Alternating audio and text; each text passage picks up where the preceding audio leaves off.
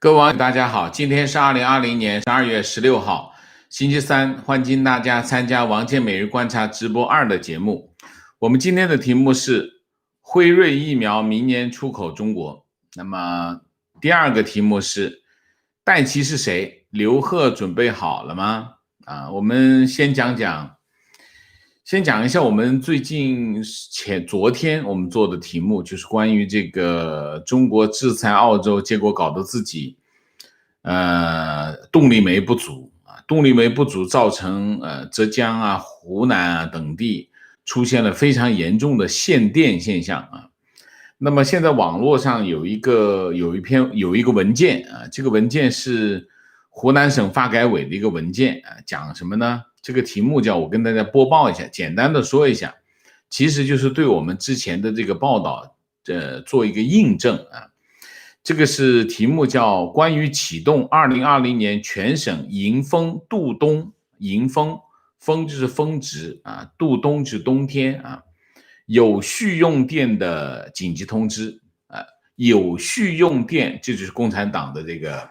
这个造词的这个特点就是一说有序用电，其实就是限电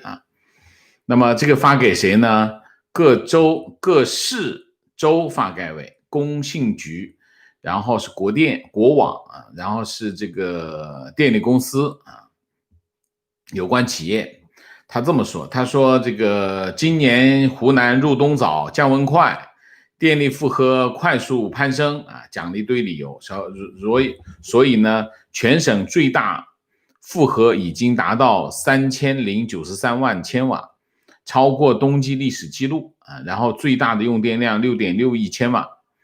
同比增长14%电力供应形势紧张然后他就要求即日起全省启动有序用电，所谓的有序用电就是限电请各市州和企业严格执行。它有个预案叫2020年湖南电网迎风度冬有序用电应急预案那么有关事项通知如下：有序用电时段每日10点半，上午10点半到中午12点，下午6点半到晚上8点半。我算了一下，总共是5个半小时一天供电5个半小时。这是第一。第二，优先保证居民生活关键公共设施、学校、医院等和重点企业用电，适当压线行政单位和景观用电，有序用电时段关闭全省城市景观照明，半关闭路灯，周末关闭党政机关办公室动力用电。然后就是用电企业要服从电网调度，统筹安排好生产计划，错峰避风生产，不得以生产经济效益等原因拒绝执行有序用电。然后是各地电力运行部门要充分做好预案加强有序用电宣传，防止有序用电造成舆情事件就不能有舆情就大概就是这样这件事情说明什么？说明2点。第一点，治国无方那么连电力供应都保证不了这是第一个，就是治国无方然后第二个崛起无序所谓的崛起无序大国崛起连湖南省这么发达的省份，浙江省经济这么发达的省份都会出现供应电力不足的情况，贻笑大方就是这个我们就做一个简单的评价过。然后我们就讲辉瑞疫情。辉瑞疫情其实呢辉瑞疫苗其实它不是跟辉瑞合作只不过呢辉瑞疫苗我们用开了其实是辉瑞和德国的 BioNTech 才是这个疫苗的研发机构，辉瑞是跟他合作，辉瑞是跟提供一个一个更大范围的一个这个临床配合它。其实真正的疫苗的拥有者是德国的 BioNTech BioNTech 这家公司呢和谁呢？和复星我是因为方便大家理解因为我们之前一直在用辉瑞疫苗那么今天12月16号，上海复星医药和德国的 BioNTech 共同宣布，双方就这个疫苗供应和生产达成协议。一旦获得上市批准那 BioNTech 将于2021年向中国大陆供应至少1亿剂这个疫苗可以供5000万人接种。那么首批疫苗将是由德国工厂生产供应那么12月上旬这个 BioNTech 的这个疫苗已经在美国、英国、加拿大陆续获得了紧急使用授权那么他和这个他的主要的合作伙伴就是辉瑞辉瑞为全球供应2020年就今年时间剩下1个月的时间，供应5000万支疫苗，明年就是2021年供应13亿支那么大概是一个这样的情况。那么具体的这个疫苗的情况我就不说了，因为我们之前报道过很多次具体的情况是怎样？这个复星医药是今年的2月初和这个 BioNTech 达成战略合作意向，然后3月13号双方签订战略合作协议，然后将共同在中国大陆以及港澳台共同开发商业化基于 BioNTech 专有的这个 mRNA 技术平台研发的这个针对新冠病毒的疫苗产品其实他们就已经在今年的3月份就已经有这个协议的了。然后是在中国呢这个他们 BioNTech 已经在11月24号在江苏的泰州和涟水启动了这个候选这个疫苗的这个2期临床试验那么招募了960名健康的受试者，年龄是从18岁到85岁年龄有点大。然后作为数据统计然后评估作为数据统计和这个提交数据报告的依据大概是这样然后就是在11月10号，复星医药的董事长吴乙芳表示复星医药同时考虑将疫苗推入第一类或者是第二类第一类就是免费，第二类就是自费的疫苗市场。那么疫苗价格根据疫苗的实际能力和需求确定。他们大概是这样复星跟这个分成毛利润疫苗在中国区域的销售利润分成是复星占 65%， BioNTech 占 35%，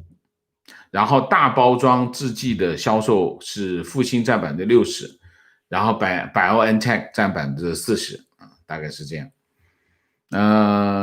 为了这一次的合作那复星医药在11月25号募集了将近50亿人民币用于它整个的设备和临床的安排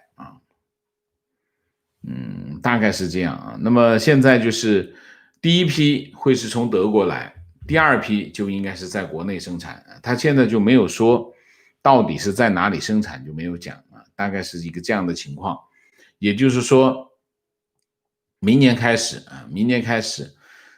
这个辉瑞疫苗也可以在国内买到了，也可以买到这是一件好事因为可以帮助更多的中国人寻求更安全的这个疫苗这是一个选项。虽然中国很早就开始讲他们已经有这个武汉肺炎疫苗，武汉肺炎病毒的疫苗，但是他们既没有公布这些疫苗的数据，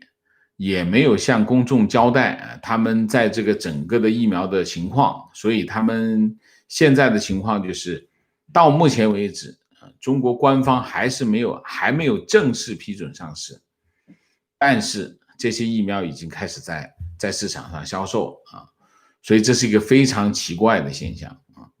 那么辉瑞疫苗进入中国市场，其实也算是打脸。你想一下，中国有四匹马在跑都说已经跑出去了甚至这个解放军的这个少将叫陈薇说他们2月份就已经有疫苗到现在全部都不知道是什么情况。辉瑞疫苗进入中国市场，这是一件好事那么这是一个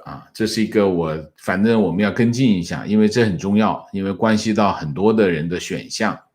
没有选项是个很痛苦的事情。好，那么这第2个我们讲完，第3个我们尽快一点因为我们今天内容比较多12月2号。拜登过渡团队宣布了一批这个他们的后任内阁的成员的名单，其中有一个是谁呢？其中有一个是美籍华裔资深贸易官戴琪Catherine Tai 被提名为美国贸易代表。我们今天就讲讲戴琪那么如果获得参议院的批准，当然前提是拜登顺利的这个接任川普成为美国的下一任总统这是个大前提，我就不说了假如这件事情发生，那么再加上如果参议院批准，那么戴琪将会成为美国历史上首位华裔贸易代表那么他也将成为中国副总理刘鹤的谈判对手这是一个那我们讲讲这个戴琪的背景，然后我们再分析什么呢？分析2点第一点，分析戴琪是个怎样的取向因为拜登会选他做贸易代表那么对华的贸易政策应该是倚重于他那么他的取向对拜登的对华政策其中有一部分就是贸易政策或者经贸政策就很重要这是一个方向。另外一方向，那我们也要看一下拜登他自己的方向是什么他是帮他做决策，就是戴琪是帮拜登去帮助他去做决策，所以这件事情是有很大的关联我们来看那么戴琪的父母他是台大毕业生在台湾台大毕业生，那个时代的台大毕业生，60年代的台大毕业生，那肯定是台湾的精英然后他们60年代就移民美国就是他们其实是到美国读书那么读书然后就留在美国所以他们戴琪是第2代移民戴琪的父亲是去年意外摔倒去世他曾经是这个沃尔特里德陆军研究院的研究员。戴琪的母亲现在还在国家卫生院做研究工作他们都是美国非常典型的中产家庭那么那个时代的台湾留学生有机会到美国就会千方百计留下来，然后就拿到绿卡，然后就培养自己的孩子让他们读哈佛，让他们读耶鲁，让他们读这个斯坦福 MIT 所以呢在台湾有台湾的第2代移民，在美国的这个科技和电子行业有一批这样的人你比如说像这个 NVIDIA 的总裁Jason Huang 就是黄仁勋 AMD 的总裁Lisa Su 还有就是 Xilinx 的 Victor Pan 都是这一类就是你在这个电子行业和科技行业里面可以看到有一批台湾的移民二代啊，在这些非常重要的岗位上啊。那么他们通常是 Stanford 啊、MIT 啊、康奈尔啊拿博士、拿硕士啊，然后就成为科技界的大人物啊。他们反映了什么呢？反映了台湾移民一代的梦想啊。那么戴琪也是这个时代的那个时代的结晶啊，父母是中产，然后他出生在康涅狄格州啊，成长在这个华盛顿。中文很好，流利的国语，从小也经常跟父母去台湾啊。那么他是学霸啊，先读耶鲁，后读哈佛。耶鲁读的是历史本科，哈佛读的是这个硕士啊。然后有一个特殊的经历啊，什么经历呢？耶鲁有一个分支机构，叫什么呢？叫 Yale China Association。叫中文叫雅礼协会啊。雅礼协会跟中国的教育有超过100年的历史。那么在这个二战之前呢，他们集中在湖南，湖南支持什么呢？在湖南办这个湘雅书院啊。湘雅书院早就有，但是这个雅礼协会呢就支持啊，赞助这个湘雅书院。1949年以后，当然这个雅礼协会就赶出中国，然后他们去了香港。他在香港呢，他就支持谁呢？钱穆先生啊。钱穆先生的新雅书院因为资金不够啊，濒临倒闭啊，濒临关门啊。然后这个雅礼书院呢，雅礼协会呢就赞助他啊，支持他盖校舍啊的，反正就帮助这个钱穆先生把这个新雅书院给办下去啊。所以他雅礼协会呢，20年前因为谁的关系？因为美心的老板叫伍占德，因为他的关系啊，就和中山大学的这个岭南大学学院书院合作，就每年呢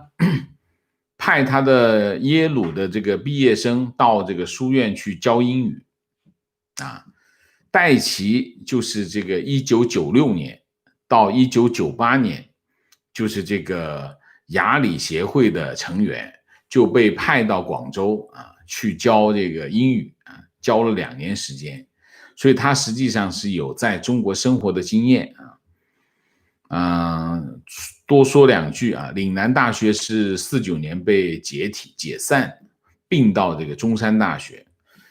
然后这个伍占德先生是美心的老板，香港美心集团的老板。他就是岭南大学毕业，他就很想恢复，但是北京不让啊，教育部不同意。所以呢，他们最后呢怎么办呢？就在中山大学里面搞了一个岭南大学书院啊，就是这个书院呢这个戴琪就在这个书院教过2年英语啊。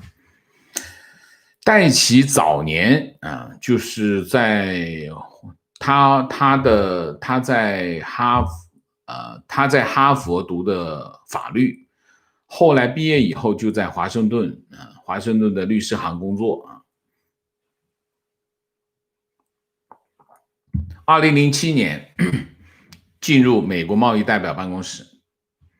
干了7年时间啊，所以他不是一个新手。他本来就是在贸易代表办公室工作啊。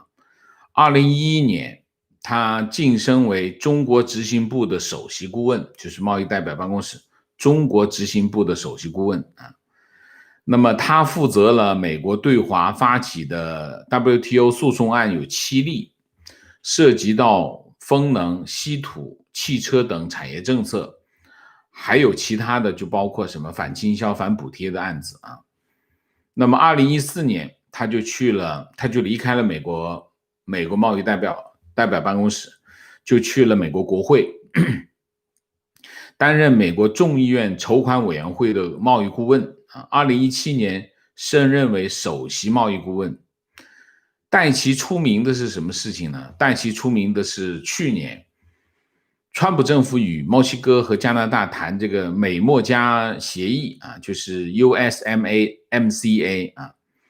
他是代表民主党啊，民主党的首席贸易顾问去参与这个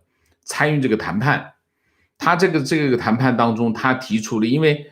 为当时美国要求在保护劳工权益和环保方面提出了更高的要求。其实这个要求是谁提出来的呢？其实是民主党那边提出来的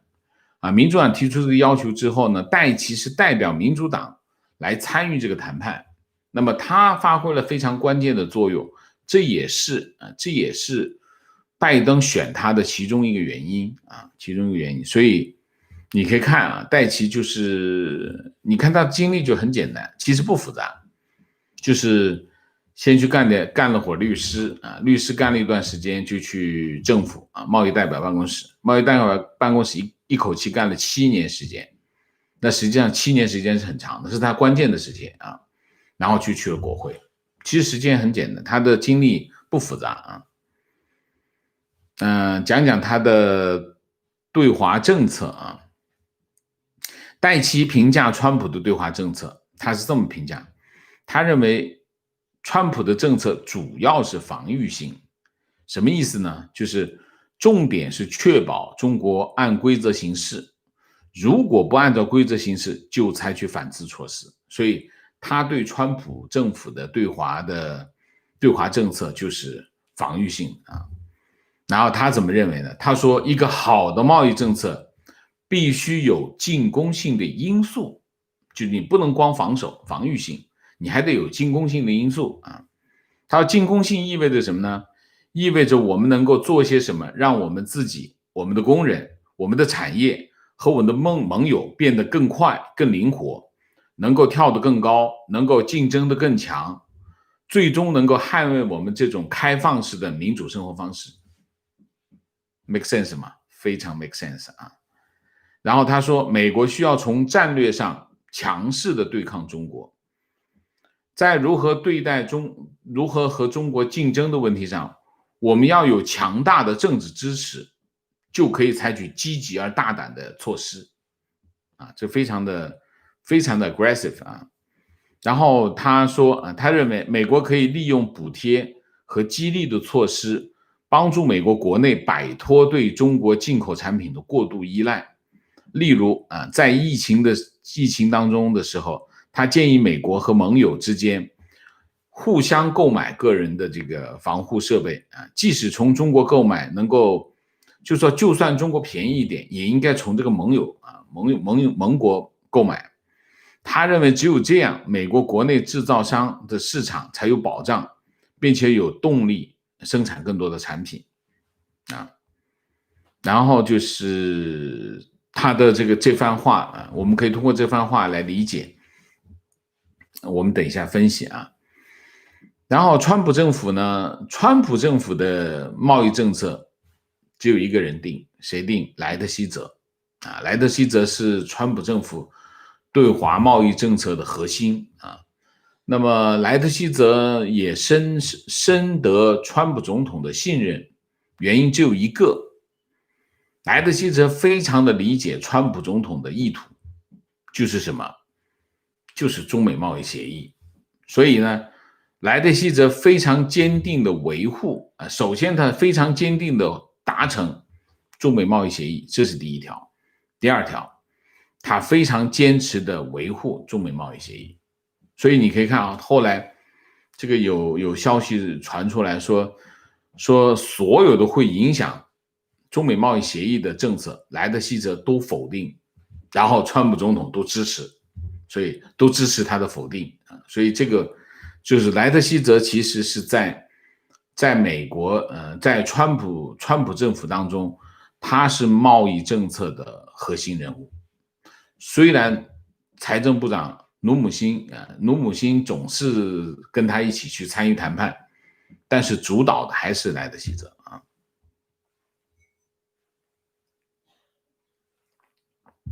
那么拜登团队能够影响中美美国对华贸易政策的有几个人呢？有一个叫国务卿，后任国务卿布林肯，还有一个是后任的国家安全顾问沙利文，还有一个是后任的财政部长耶伦啊。从样子来看，还是可能戴琪的主导性还是比较强，因为他的确是非常的专业。那么现在有2个谣传，一个谣传就是说戴琪是国民党军统局长戴笠的曾孙女啊，这网上前一阵子就在传这个情况，是吧？还编了族谱，从戴笠开始编到戴笠的儿子、戴笠的孙子，一直排下来啊，有根有据，有鼻子有眼。但事实证明这是假的啊，这是假的。戴琪跟戴笠没有1毛钱的关系，这是第一个。第二个，很多人在评价戴琪的时候，或者是评判戴琪的时候，认为他会对中国非常强硬啊。我的看法是什么呢？我的看法是这样：第一，戴琪代表了美国的精英啊。那么你可以看拜登的团队清一色都是美国的精英，不是哈佛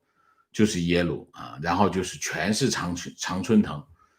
只有一个不是常春藤啊，其他全部都是常春藤啊。虽然各色人等啊，少数民族、黑人、白人、黄种人，什么各色品种非常多，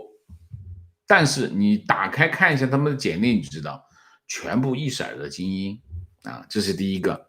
那么戴琪是其中一个，他也是精英，这第一条。第二条，他是非常经验非常丰富的贸易官员啊。你想他在贸易代表办公室干了7年，而且干到这个中国执行部的首席顾问啊。那么他是经验非常丰富，他和这个莱特希泽差不多，但他和莱特希泽有不同的地方。他是什么？他本科学的是历史啊，这个硕士这个研究生读的是法律啊。所以你想一下，如果你是和中国交手的人，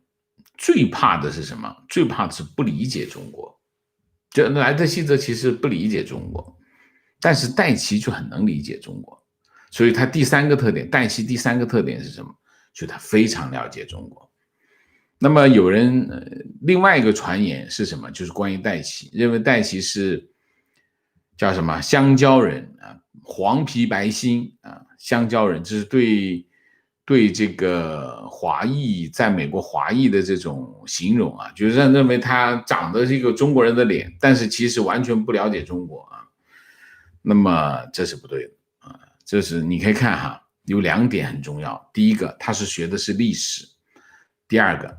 他非常流利的中文啊，流利的中文和学历史帮助他，说明他在家里就是说中文的啊，在家里说中文，那他就懂中文，懂中文就能理解在家里说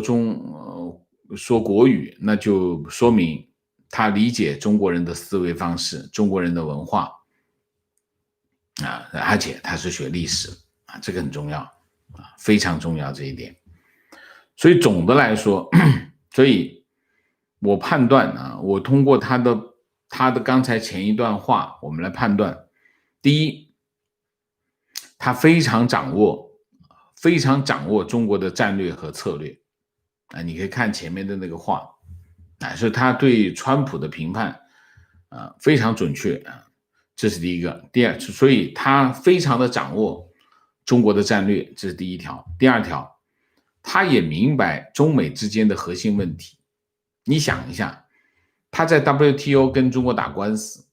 你必须了解这些事情的来龙去脉，这官司才有得打啊，这是第二个。所以他明白中美之间的核心问题啊，这是第二条。第三条，我们不能简单的描述他的立场是强硬还是不强硬，很多人喜欢这么去评判，其实这是不对的啊。你在评判一个政策的时候，你看得过去好像很强硬，其实没什么用啊。有些政策你看得过去很唬人，但其实是没什么用啊。那你看这个戴琪他的那个表述，你就知道啊，他是一个目标导向的这个取向，就是说不一定会这个政策很咋呼啊，有很大的政治影响。光有政治影响是没用，你必须要有效果，就是目标要目标导向啊，这是第三个，第四个。当然他决策当然是总统本人，那么这些贸易代表啊，其他的这顾问是给总统出主意的，但是他们的立场非常重要，因为经常他们会说服总统听他们的。所以从戴琪的角度，当然拜登本身，你可以从拜登的表述来看，有2点是很清楚的。第一点，拜登讲他不会取消中美贸易协议。第二个，他不会取消川普的关税。你就这2点，你可以看出来，川普的这个政策，拜登会维持啊，会维持。所以其实，然后你再把戴琪往中间一放，也就是说，不管是川普也好，还是拜登也好，下一任总统对华的贸易政策绝对不会放松啊！就算川普连任，那他继续往前走，这个没有疑问啊！大家可以看到，川普政府的对华政策非常强硬啊，这个没有话讲。那么就算是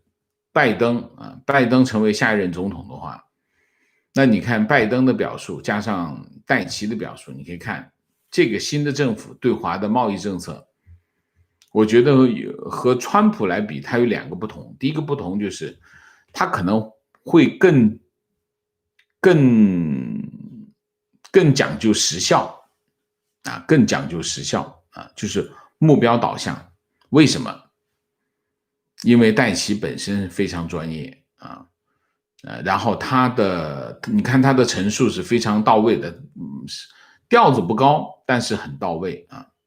所以大概是一个这样。和川普政府相比，我觉得拜登的贸易政策会更讲究时效，就是不会动静那么大啊，动静会不大，但是可能影响力也很大啊。好吧，那今天我们的主题大概就讲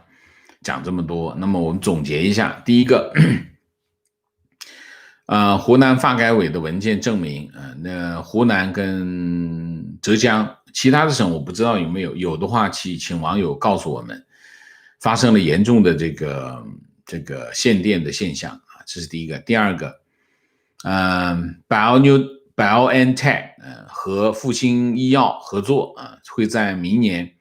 在中国推出这个 BioNTech 的这个疫苗啊，这个疫苗其实就是我们之前讲的辉瑞疫苗，那么1亿支啊，1亿支，然后覆盖5000万人口，这是第二。第三，我们今天介绍了一下，川普团队里的贸易代表的候选人叫戴琪啊，那么我相信他会更加务实的制定对华贸易政策啊。好，我们今天的主题就到这里，我们下面进入互动。进入互动之前，例行公事，请大家点赞，请新来的网友订阅，请大家加入我们的会员，支持我们做更好的节目。那么进入互动之后，请大家不要聊天，4个情况、问题、观点、情绪啊。那么我们在这里呼吁大家关注我们的脸书号和推特号啊，这样我们多一个联系方式，有什么情况我们可以沟通。另外一方面呢，我也希望大家能够尽量的来参加我们的直播，这样的话也可以就是提供一些你的看法，有什么问题可以在这里问，好吧？就不要在推特或者是在我们的评论区问啊，我在那里是没办法回答大家的问题的啊。我在这里再说一遍，除了聊天室，我们的聊天室以外，我不会在任何其他的平台，包括社交平台，包括我们的这个评论区回答问题。原因只有一个，我没有时间啊，没有时间在那地方回答的，而且在那里回答呢效率不高因为我还是希望我们能够分享我们的问题和我们的答案，好吗？好，我们今天看看大家有什么高论。明谢王礼军，谢谢七粉，谢谢。好，观点。国产武汉五肺疫苗自从接种后，真实情况被捂得很严，只有新闻报接种后出国的工作人员被感染，国内接种后啥情况普遍没有办法知道，保密工作做得好的堪比当年地下党，厉害了我的国，有这财力精力做点人干的事不好吗？提问 ：CCP 不是自夸中国自制疫苗顶呱呱吗？现在又要进口，很好奇政府怎么自圆其说？王老师怎么判断？提问 ：CCP 王老师怎么判断？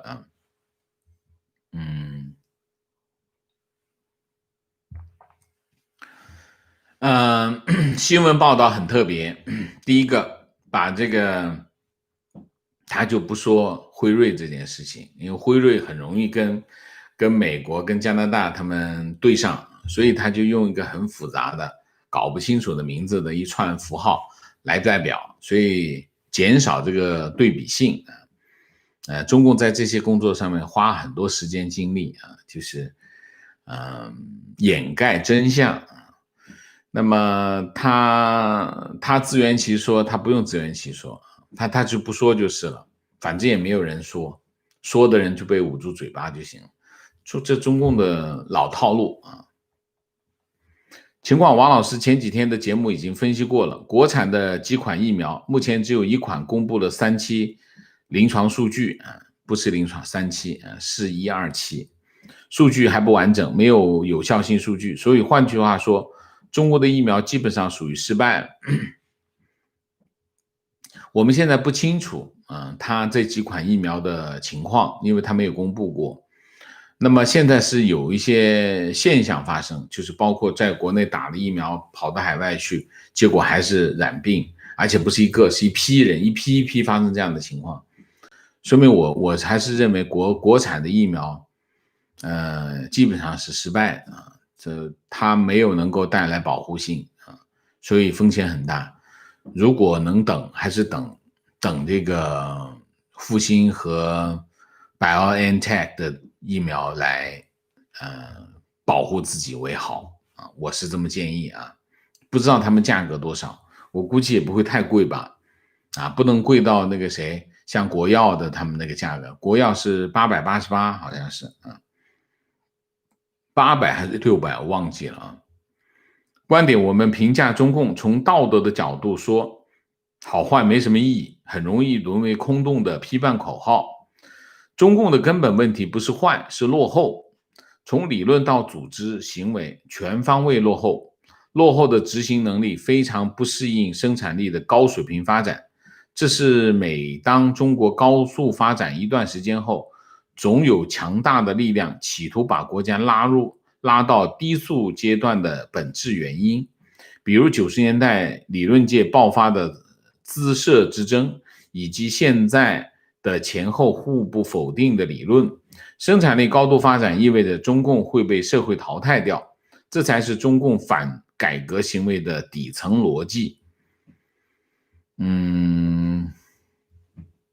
我不同意，为什么？道德层面的评价也很重要为什么？你一个组织它的存在的合理性，首先是要符合道德。如果一个组织它没有道德上的立足点，这个组织基本上是没有存在的合理性。所以道德是第一位。道德是什么？道德就是你的 vision 是什么？就是你这个组织，比如说你说中共你这个组织的 vision 是什么？不是你喊出来的，不是你喊给大家听，我的 vision 是解放全人类，不是这样，就是你看你怎么做，你的所有的行为指向是什么。所以你可以看中共从诞生的那一天起，它指向只有一个，就是政权，夺取政权，握住政权，没有别的。所有的东西都要为这个让路的。所以你可以从他的行为找到他的 vision 是什么。中共因为他一直是骗人，他的行为跟他的口号不匹配，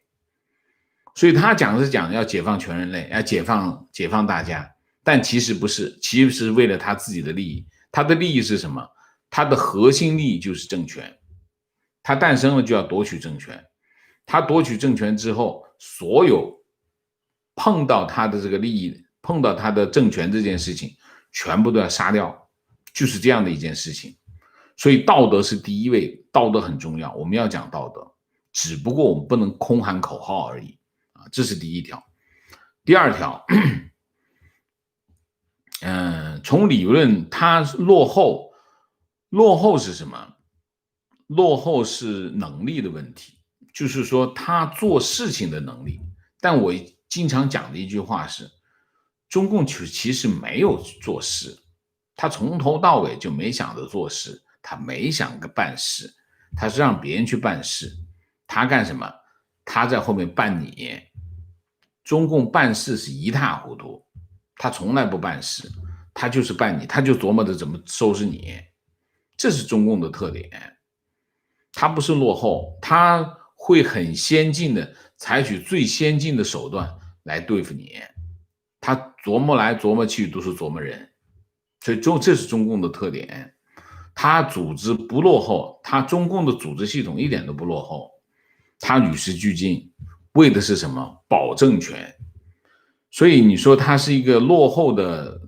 观念，落后的组织，我不同意啊，我不同意。他就是所有的东西不能碰他的政权，这有点像什么？就是我们像我们家狗狗，就他叼那个玩具你不能碰，一碰他就跟你呲牙，不行就跟你拼命，就这个情况啊。我不同意你的这个反改革的这个底层的逻辑啊，那都是表面的现象，深层的东西就是政权。中共就是他知道没有人支持他，他就是因为握着政权控制中国的老百姓。你不信，你民主选举是一个，中国马上就选下来啊。观点打卡浙江这2天限电非常难受，空调不能用，商场电梯卫生间灯都关了。仔细想想非常可怕，真的被全世界都看到这个第2大经济体强国的脆弱。如果国际社会联合起来制裁，可见的这是个大红龙，恐怕熬不过几个月吧。不用制裁，他就自己就这样啊，他多制裁别人就好了。他这是制裁澳洲的后果啊。观点与提问：典型的治国无方，在制裁澳洲时不能全盘考量，愚蠢至极。王老师认为接下来会怎么发展？找个冠冕堂皇的借口重新进口澳洲煤炭，或者是有其他的解决方式？不知道。中共的事情大部分都是脚踩西瓜皮，到哪是哪，所以不知道他会怎么走啊。在这种事情上面，你看哈，一出这种事情都闪了，所有的人都闪了，没人了，没人管这事儿了啊。情况，王老师你好，又一则消息，中国成功抵制台湾国产游戏还愿。该游戏只是因为在游戏早期版本放了一张习近平小熊维尼的彩蛋，就遭到全球范围的消失。身为一个台湾人，我觉得很无奈。西方说好的社会主义、社会正义、民主自由，是否仅限于不违背自身利益之时？只要钱够多，人够多，那是否就能够在西方无视并践踏他人的言论、创作自由？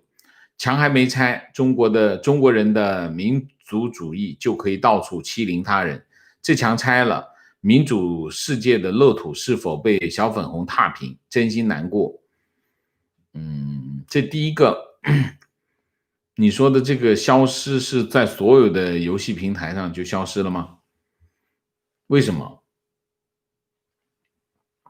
因为他们主动配合中共吗？你要讲清楚好吗？我觉得我没看懂。是不是所有的游戏平台都没得下载，包括苹果吗？如果这个事情给爆出来啊，那为什么没人报呢？他为什么要去讨好中国？在国际市场，他讨好中国干啥？不理解。我再了解一下好吗？你再说说好不好？情绪以前觉得，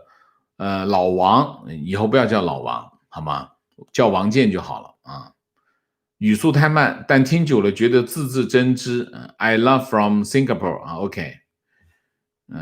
中文媒体太多历史文科生，内容基本上都是主观口号的东西，能借古论今就算高手了。而借的古大多数还是秦皇汉武，讲解美国大选也是如此，很少有王先生这种能够深入剖析，就像国内教科书上写的皇帝昏庸，民不聊生，王朝更迭，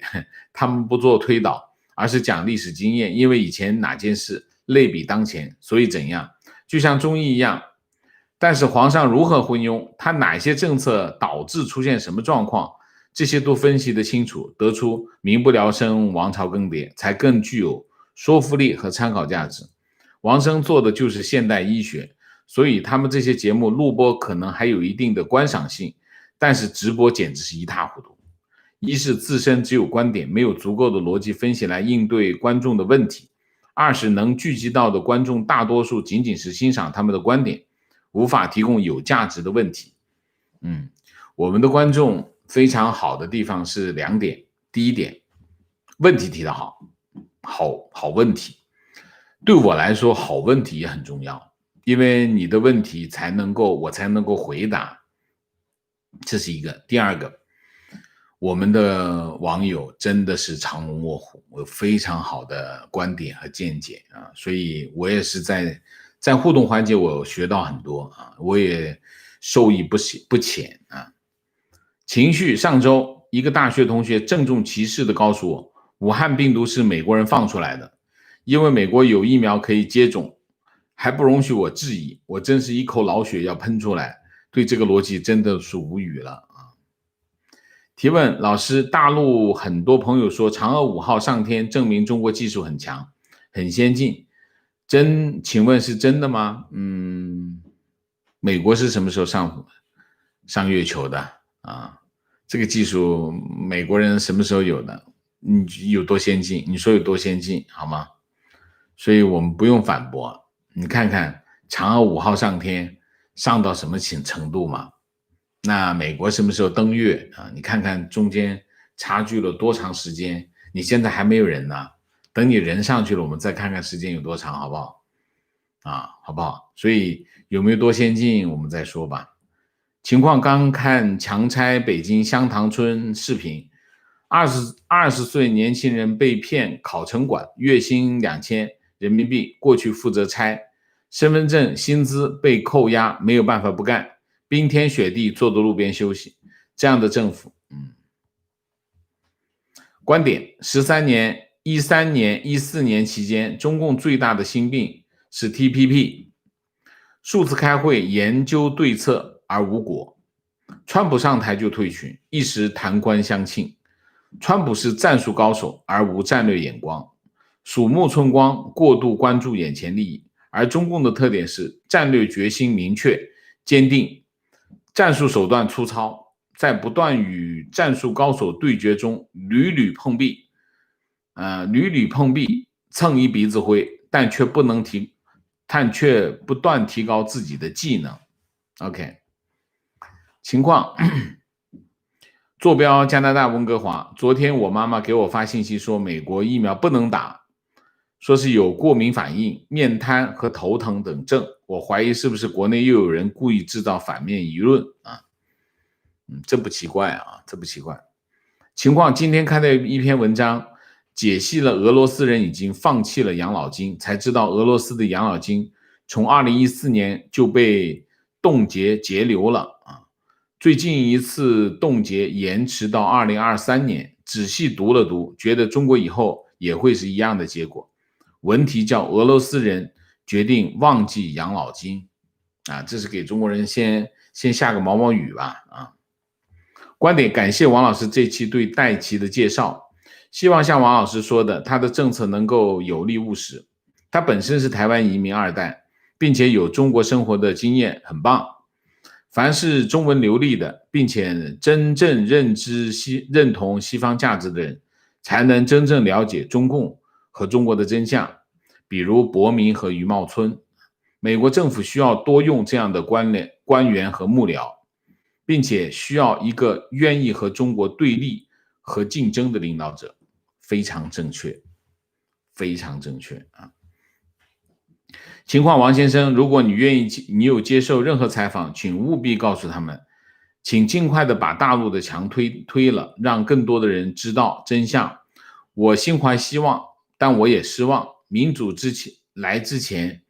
必有残酷的过程，在大陆生活的人都要为之付出，但必须知道真相，才能让更多的人有理有据的站起来。这个话说的非常的到位，非常的棒啊！明谢姥姥王。很久以前，台湾称记者为无冕王，可见记者的影响力。王先生也是无冕王，尊敬你的学养，专业帮助我们正面思考。谢谢姥姥王。好，我们今天的节目就到这里，感谢大家的参与，我们下一个节目再见。再见之前，请大家点赞，请新来的网友订阅，请大家加入我们的会员，支持我们做更好的节目，做更好的自己。谢谢大家，谢谢。